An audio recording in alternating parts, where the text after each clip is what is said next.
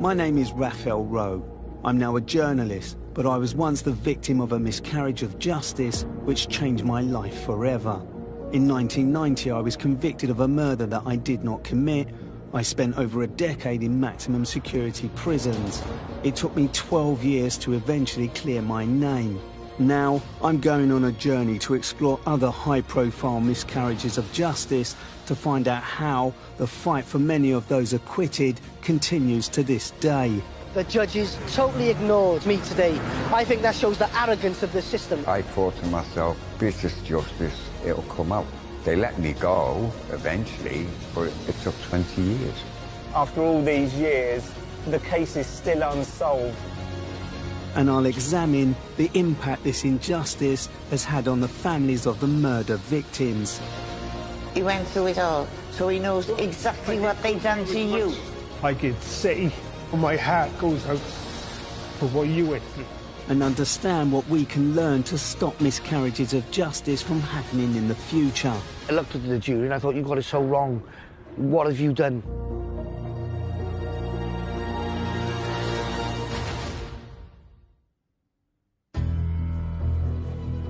Toxteth, Liverpool, Friday 13th of March 1981. At 9:30 a.m, the manager of a betting shop on a busy high street was brutally murdered in broad daylight as he arrived for work. The victim was 23-year-old John Suffield. He was a hard-working young man, and his dad, John, described him as a wonderful lad. Detectives from Merseyside Police found his body tied up in the back office.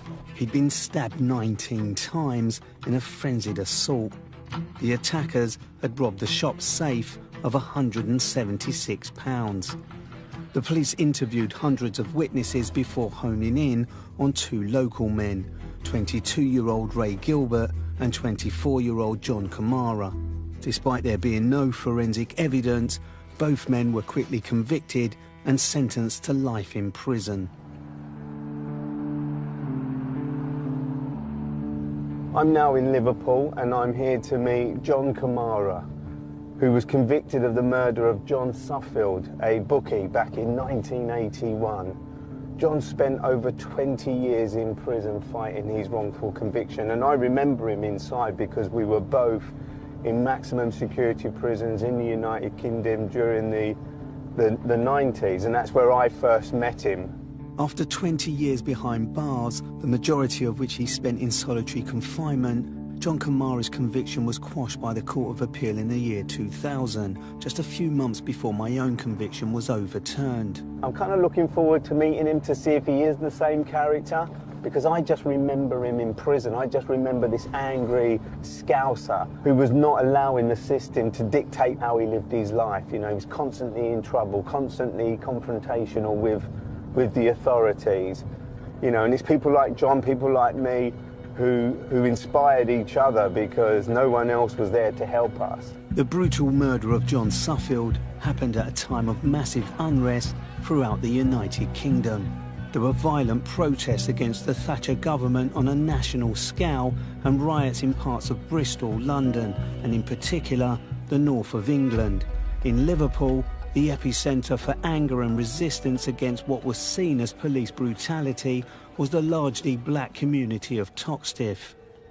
John Kamara no longer lives in Liverpool, but he's agreed to meet me outside his mother's old house. This was the location 41 years ago where John was arrested for the murder of betting shop manager John Suffield. Mr. Kamara. All right, Raph. How you doing? All right. Yourself? Good to see you. Yeah. You've aged. Yeah. Just a little bit. So have you. Gosh, it's been years, hasn't it? It's been a very, very long time. Brings back memories, though. Coming back here. Have you been back here since? No. No, first time. But you grew up here in Liverpool, didn't you? Yeah, Toxteth. My mum moved here. And then obviously when I got arrested in 81, they got hounded out the house. Tough time. Yeah, people thought, oh, he's done the murder, and he took it out on my family. And what about before all this happened, you know, as a young man growing up in Toxteth, what was you like? How would you describe yourself? I was in trouble with the police from the age of 15. I think my first crime was loitering with intent. God, there was such a crime in those days. I did detention centre. I was 15 when I got sent there for loitering and attempted theft from parking meters. Tell me about the arrest on the day the police came. Well, I remember I was ironing a shirt. I think I was going to go out that night, and my youngest sister looked out the window and she went, "There's loads of police outside the house." I don't know why I did it. I dropped the iron and run up the stairs and in the loft. Just instinct, because you've got previous. Yeah, I got previous, and it was, you know, I mean, them days when we were younger, that was the thing. If you seen police, you ran. Doesn't matter if you went shopping with your mother. Yeah. I then jumped down, and obviously the officers threw me handcuffs on and then took me to Admiral Street. And they said, "You've been in questioning for murder." They said, "We've got your mate." And I went, "Well, I've got a couple of mates." And he went, "Ray Gilbert." And then they said, "Ray Gilbert says it's you." And I went, "No, it wasn't me." 1 minute you're in the loft, next minute the police are putting handcuffs on you, and then you don't see daylight, as we say, for another 20 years.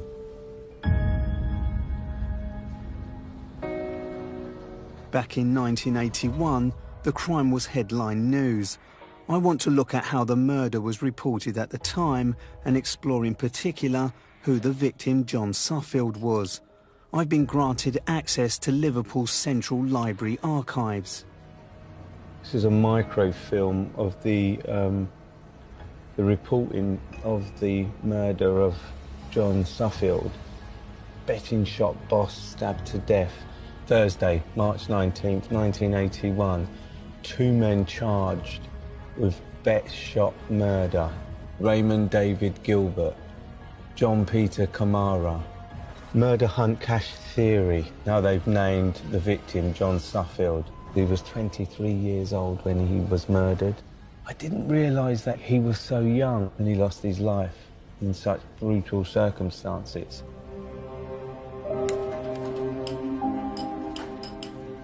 I've just found the obituary for John Suffield in the Liverpool Echo, dated the 17th of March 1981. So this is just 4 days after his death. And it says, John, March 13th, died tragically, aged 23 years. Beloved son of Betty and John, brother of Maria, Kathleen, Angela, Peter and Paul, brother-in-law of Gary, will be sadly missed by us all. Funeral arrangements to be announced at a later date. You know, losing a loved one in such a brutal way is cruel. With 2 men charged for the murder of John Suffield and a city in shock at such a brutal attack, Merseyside police deployed a team of 70 detectives to gather as much evidence as possible.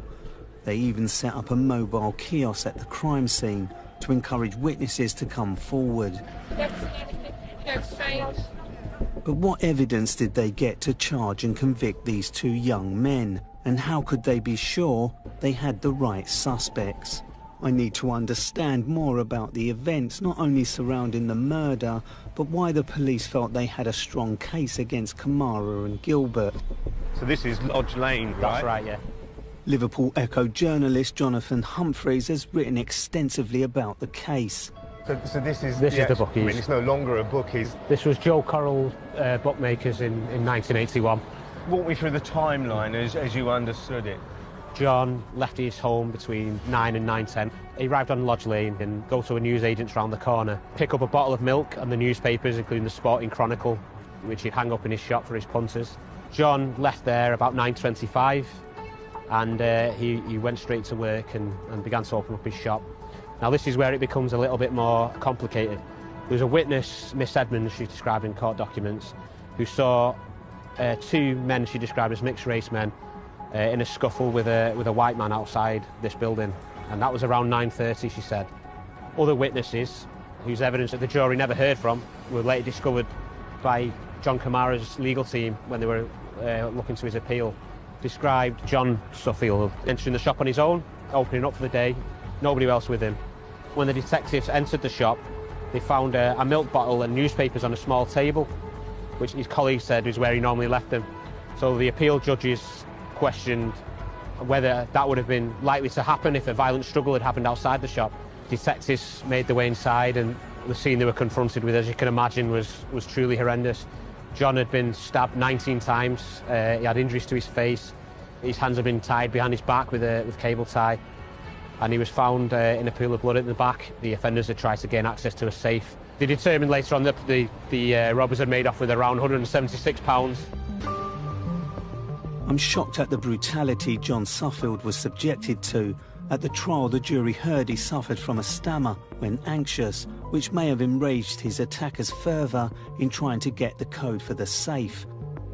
I'm also surprised the case was dominated by a single eyewitness account, which, unknown to the defendants, was contradicted by another witness account whose statement was somehow omitted from the trial. I want to dig deeper into this anomaly. I've got hold of the two witness accounts to compare. I'm reading the judge's summing up about the evidence of the crucial witness, Mrs. Edmonds, and what it states is that Miss Edmonds was saying that at around 9:32 on the day of the murder, she saw, in essence, John Kamara with another man, who she couldn't identify, attacking John Suffield. And she said that was happening on the pavement outside the betting shop. That evidence was probably the most powerful evidence at the trial against John Kamara. What I have in front of me on the screen is a witness statement that was taken just a few days after the murder from a witness called Florence McCoy. Florence McCoy says at 9:35, which is after the attack is supposed to have taken place, she sees John Suffield, what she said looked like opening the gates to the betting shop, and she said hello to him. She says she was almost in the same place as Mrs. Edmonds, who gave evidence at the trial, but she witnessed something completely different. The two versions of events couldn't have happened. Either Mr. Suffield was being attacked or he was unlocking his betting shop, and that's baffling.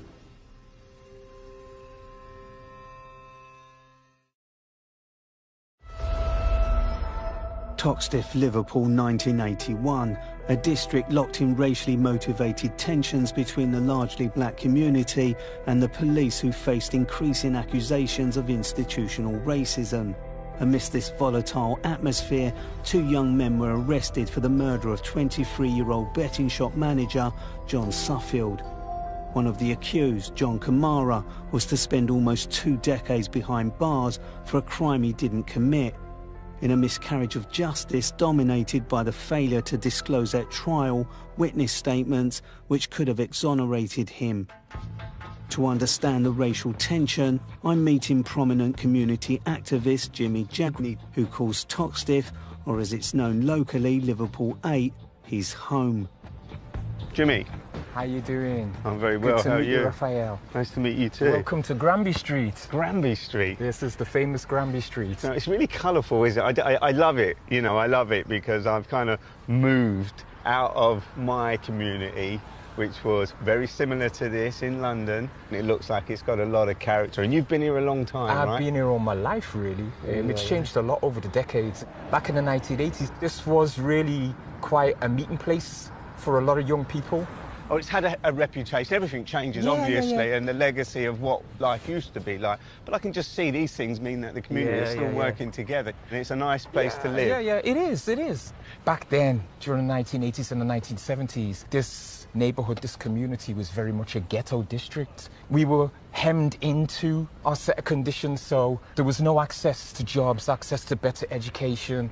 It then went on, there was riots. And what were the riots about? Like any high-pressure situation, there comes a point where, you know, enough's enough. And for us, it was just one police stop too many. You wouldn't turn down a dark side street because that's where they'd be lurking. They'd be waiting for you away from witnesses. It's so interesting that, you know, you're talking about the fear of doing something, not from criminals, but from the police. Absolutely. There was a culture of this kind of police abuse going on in our community. So when you talk about the stop by the police, what did that mean? The whole point was to get an arrest. They'd stick their face directly in front of yours. They'd be barking out questions. They'd be talking over your answers. Then they'd start prodding your chest with the finger or even the truncheon if they got the baton out. And at any given point, just the wrong move of the hand and you're being dragged away in charge on attempting to assault a police officer. On the corner of this street, just here, Granby Street with Selborne Street, that is where Leroy Cooper was arrested and a crowd gathered. And it was the reaction of the crowds to the heavy-handedness of the police which led to Leroy's arrest. And the following night, that's when all hell broke loose. Leroy Cooper's arrest in July 1981 ignited the racial tensions in the area, triggering the Toxteth riots, just a few months after John Kamara and Ray Gilbert were arrested for the murder of John Suffield. But this wasn't just happening here in Liverpool 8, it was happening across the country. I mean, I know where I grew up around Brixton in London, there was the uprising there. Part of the reason why I felt encouraged to get involved with the uprising here was because of what was happening. First in St. Paul's in Bristol in 1980, and then in May 81 in Brixton. It was like, that could be me. These guys are saying, enough's enough, we're not going to take any more. And they were taking matters into their own hands. When I spoke to John Kamara, who was, himself has a legacy from these days, he talks about loitering, being stopped by the police for loitering. What did that mean back then? This business of loitering just meant, hanging around and being black, of course, we were always potentially a bunch of criminals. I know that I can't speak with any authority on John Kamara's case, but what I can say with absolute certainty is that this business of setting people up for a miscarriage of justice, that used to happen all of the time.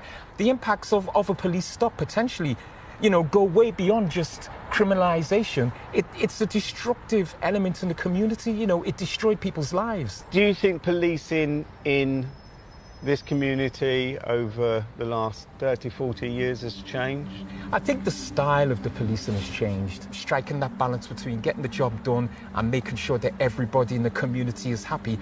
I think in a more practical sense, policing can't change so fundamentally as to, eliminate racism entirely, because I believe that the whole point of policing is to maintain order. If you're on the top of that hierarchy, you're in a position of massive privilege. If you are a middle class, you maintain the wheels that turn over society, so you're protected. If you're anyone else, you are policed. And that includes a huge chunk of black people there.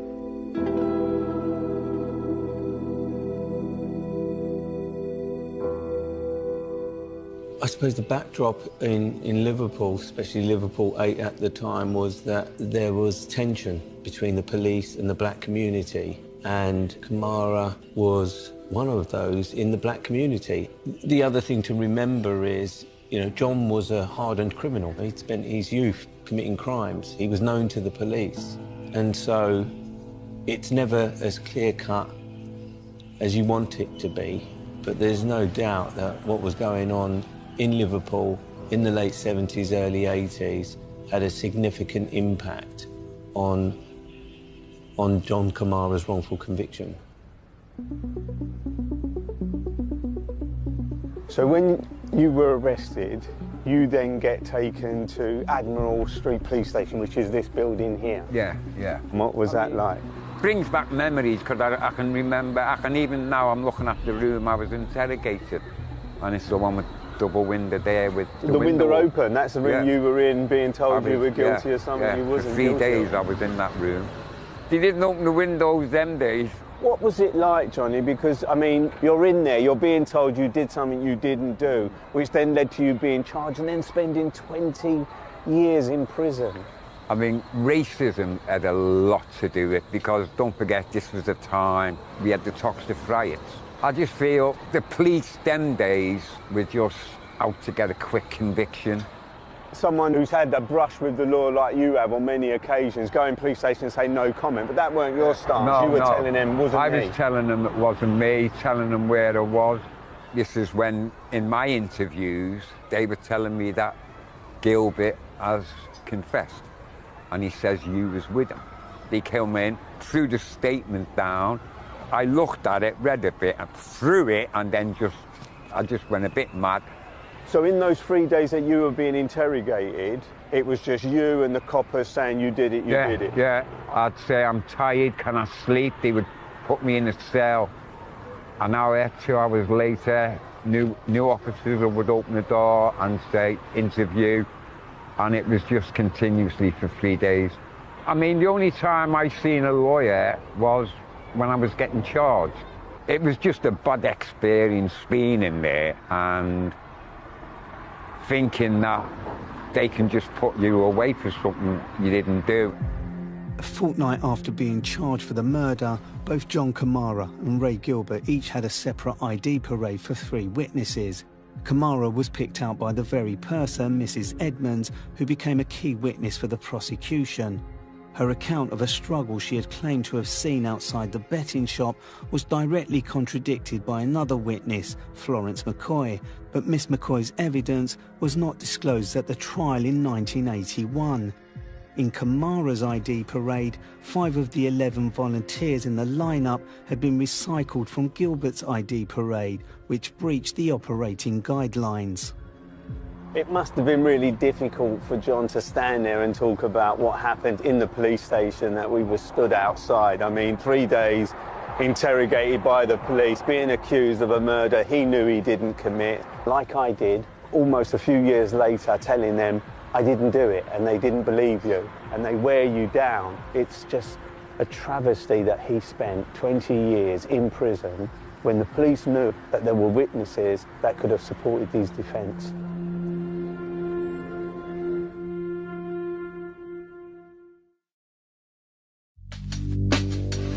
Liverpool, December 1981. Against the backdrop of racial tension between the city's black community and the local police force, 2 young men went on trial for the murder of 23-year-old betting shop manager John Suffield.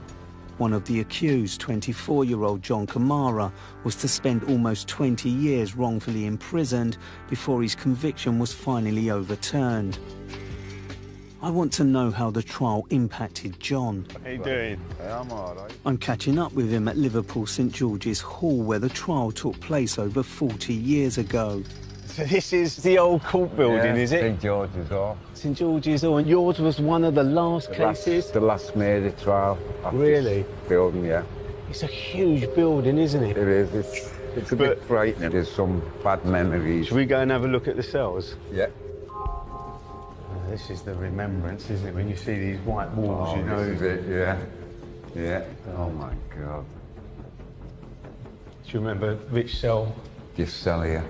This is the cell I was in. What memories does it bring back, looking at it now? It's still the same, the big pavement stones and the bench. Obviously been given a lick of paint since you were here, because I'm sure there were lots of obviously scribbles. I put my name on it, which it looks like they've covered it over. I think I put Johnny was here.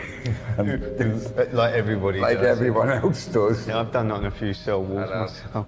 You took the chalk off. Oh, right, yeah, you just scratched your name in there. See, something like that I would put on. It's just an uncomfortable feeling, isn't it? Knowing that what people fail to understand sometimes is that you are a captive and you are powerless. Yeah, I mean, to me, it was like they had my life in their hands, you know what I mean? So you come out the cell and then they take you to the courthouse. Yeah. Oh my God, this is the one. It's a long time since I've been in a courtroom. Yeah, I mean, obviously this is the one. At the time, I was sitting here. I think the jury were on that side. Where were the family? The Suffield family were in this row. I think my mother was sitting like here on the back one. Were there moments during the trial that you remember most vividly? The way they brought in witness after witness. Some were prisoners. They brought from prison to say that I had confessed to them. They brought out Mrs. Edmonds, who was the lady who identified me from the back of the head. The police came and gave their evidence. It just went on and on. My witness was a headmaster at my sister's school, Donna. On Friday, the day of the crime, she came back to my mother's. She ran out and come home. Then I said, I've got to take you back to school. I walked up to the school. The police told the court that even though I was at the school, I could have done the murder and then gone home and then gone to the school. Jury obviously didn't believe your witness, they believed the police. They believed the police. But the teacher was your alibi, really? He was my alibi. That's really the only alibi I had. You went into the witness box and you gave evidence on your behalf. Yeah, I gave evidence. What was that like? I just told the truth. I had nothing to lie about. They were questioning me about my alibi, and I was saying, well, where did I go then? If I did the murder, where did I go? The man was stabbed 19 times. Obviously, be covered in blood, so where did I go? One of the other crucial moments was when your co-defendant, Gilbert, went into the witness box, because up until that point, he was pleading not guilty, despite the fact he confessed to the police. He stood in the witness box. They put the indictment to him, and he pleaded guilty, and then he was taken down, and then that's when they said, we'll deal with Kamara now. Most people think that when you're innocent, you go through this experience, that you have to be kicking and struggling every 10 seconds. No. You do it in your head, but you can't do it physically. I know, it was about 6 days into the trial. I was sitting here and I thought to myself, I ain't going on. And I remember when they said guilty, and it was like this bar hit me in the chest, if you know what I mean. Sentenced to life imprisonment. Sentenced to life in prison. And me personally, I thought to myself, British justice, it'll come out. The judge will most probably let me go. They let me go eventually, but it took 20 years. It's not often you, as a miscarriage of justice victim yourself, i.e. me, get to stand in the dock with another miscarriage of justice victim and reminisce about this old wooden panelled courtroom where you have no control over your own life, that your destiny, the rest of your life, is determined by this adversarial system. The people like John and me, when we were convicted, we were young men. It was at a time where, you know, Britain was more racist than it was today. That the police behaved in a certain way, the prosecution behaved in a certain way. And we talk about the riots and the uprising, if you like. And me and John are products of that. John Kamara appealed his conviction for murder in 1983, but was unsuccessful. 14 years later, in 1997, a new legislative body, the Criminal Cases Review Commission, was established to examine potential miscarriages of justice, and John tried again. This time he managed to enlist the support of the then MP for Liverpool Riverside, Dame Louise Ellman. Hello, Louise. Oh, hello. Nice to meet you. Hello. Thanks for agreeing to meet me. Oh, that's fine. How did you first become aware of John Kamara's case? Well, I hadn't been elected as an MP for long. I was elected in 1997, and John wrote to me, and I looked at it and I thought, this looks wrong. And there'd been such a gross miscarriage of justice in his case. Everything I read about the case just shouted that out. I mean, the thing that impressed me so much was that he'd turned his anger about the injustice towards him to actually working for his own release, getting the information together himself. So what, as a politician, as an MP, were you able to do at the time? I raised it in Parliament.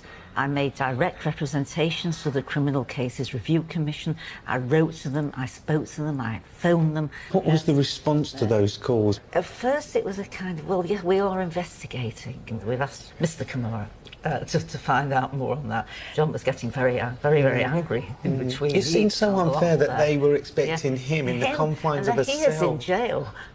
Been there, what, nearly 19 years then. I thought, no, this is not genuine.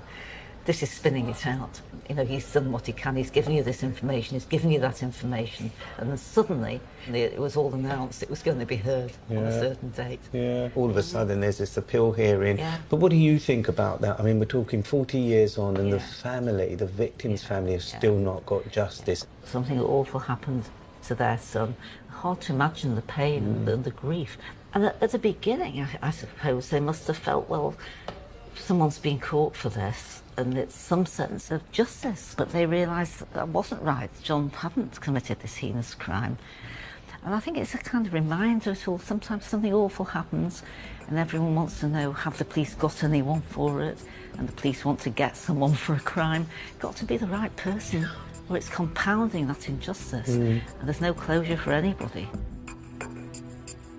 But I was impressed by Louise Ellman, how she felt compelled to engage with John Camara, writing to politicians like John did in prison. And I did it. I wrote to every politician in the country because they are people of influence. They are the people that you hope can change your situation. And I got many letters with the official stamp from the House of Commons or Parliament. Even the prison guards, when they hand you those letters, you know, recognise that you've received something from someone important, because they can ask questions in places that you can't from the confines of your cell. And sometimes that can make all the difference. Even though the campaign in support of John Camara's appeal began to gather momentum, an unsafe murder conviction not only impacts the person in prison, but also those closest to them on the outside. How you doing, man? I'm all right. Good, nice to meet you. I'm meeting John's younger brother, Robert. What was your relationship like with Johnny over those 20 years? I always say to people, you don't realise what he done, what he went through. A lot of you don't realise that he done 16 years, solitary confinement. People go, oh, but it's solitary confinement, he's on his own, yeah.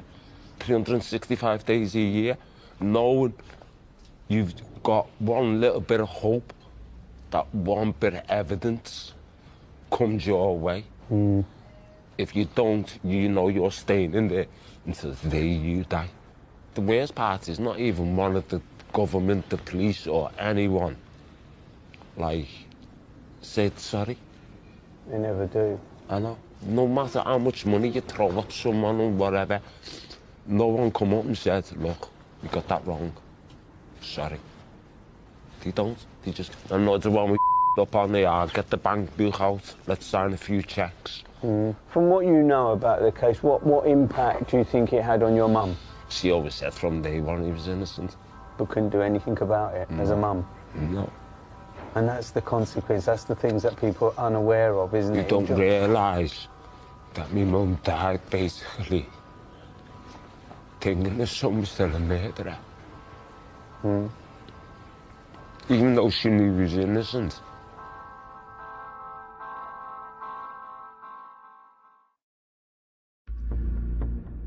In December 1981, amidst unchallenged and disputed evidence, 24-year-old John Camara and his co-accused 22-year-old Ray Gilbert were found guilty of the brutal murder of Liverpool betting shop manager John Suffield. For almost 2 decades, John Camara fought his conviction from prison, writing several 100,000 letters asking for help. By 1999, after the intervention of local MP Louise Ellman and the tenacity of his legal team, John was due another day in court. I'm just reading an article from January the 4th, 1999. John Camara is attempting to appeal against his conviction. He's wearing the same donkey jacket I remember him wearing in the years that I met him in prison. Interestingly, it also quotes John Suffield, who is the father of the victim, John Suffield, so his son. He welcomed the review. That is powerful testimony, and no doubt went a long way to help John Camara. He says, and the murder victim's father, also John Suffield, he said there must be another man who is free on the street, and this man has had freedom from conviction for 17 years. How painful must that have been for the Suffield family? In March 2000, after 19 years in prison, John Camara's appeal against his conviction for murder was heard in the same court I was to have my appeal in just 4 months later. You often feel as a miscarriage of justice victim that you've been let down by your legal team at certain points. Like me, John went through a number of solicitors and barristers in the years that he was in prison in the same way I did, because You need a solicitor who believes in you, who believes in justice, who believes in the truth.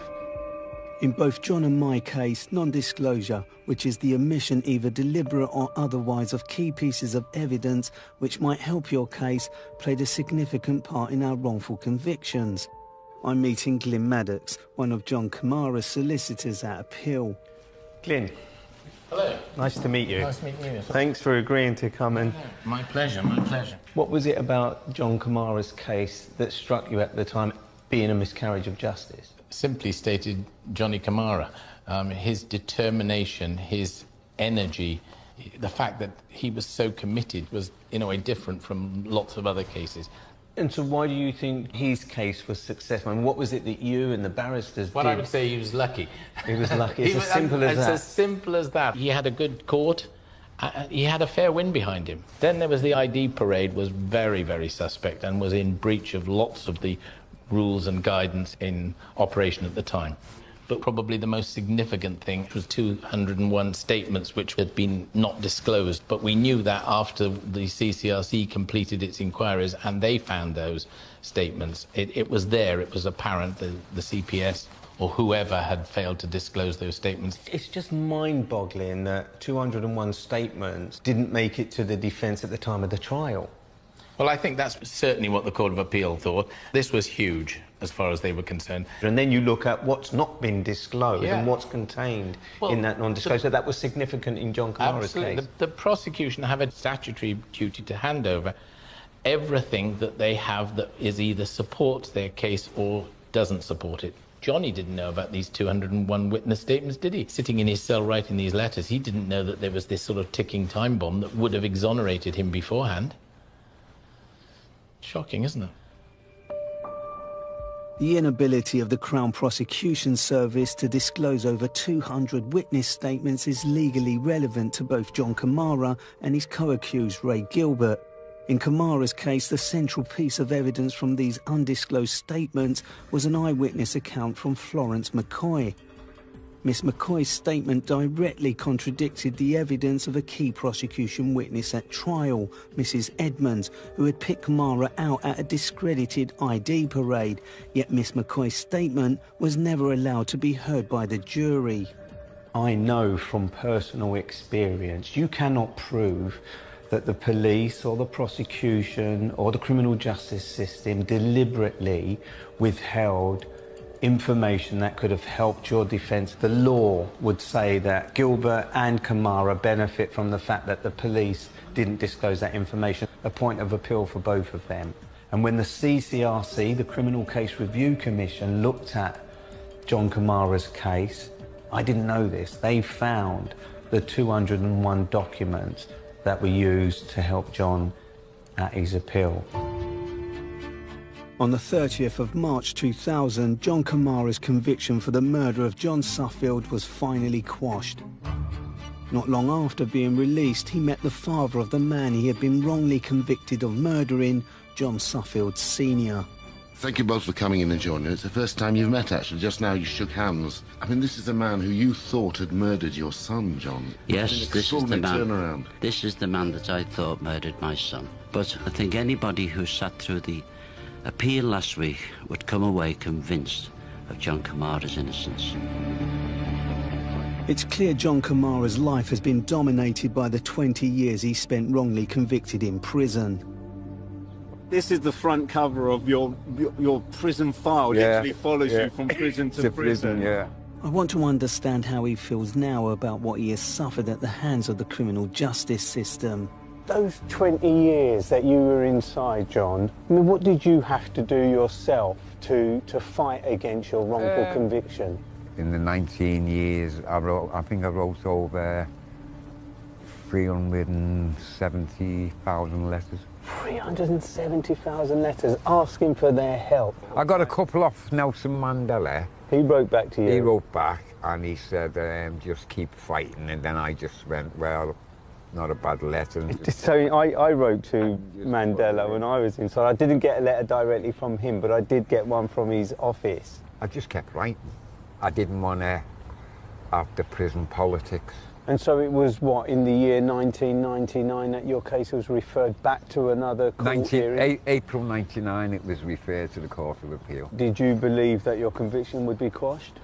Well, when I got my statements of reasons and my lawyer told me why, and then obviously she told me about the 201 statements, and it was then when the Oppen said, conviction granted, unsafe. But I was angry because I was saying to my lawyer, I've fought nearly 20 years to get here and nothing's come out. That's when I really panicked then. What was you panicking over? Where do I live? Where do I go? I can't, and I was afraid, I think I was afraid of coming out.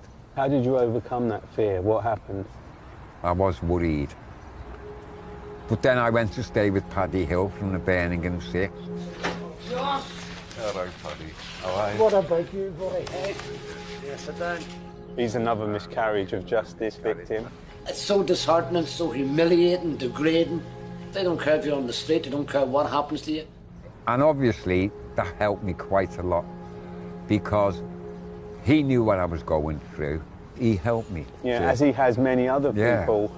What did it do to you psychologically, John? Obviously, I had mood swings when I came out. When I did get my, you know, interim payments and my compensation, I was spending like it wasn't mine. I think what helped me was meeting my partner and having kids straight away. But when my first son was born, and it was like, I've got to protect this one now. Do you know what I mean? And I suppose there was a time like me where you thought you would never have kids. Yeah, I thought I was too old. And now, obviously, William's 19, Thomas is 17. Now they argue, and it's sort of like, the judges have got a lot to answer for, you know, and it was like, but no, I think they've helped, and they have helped. Have you been able to live your life? No, me personally, I haven't stopped, to tell you the truth. It's just continued. Even though I've come out, it's took over my life now.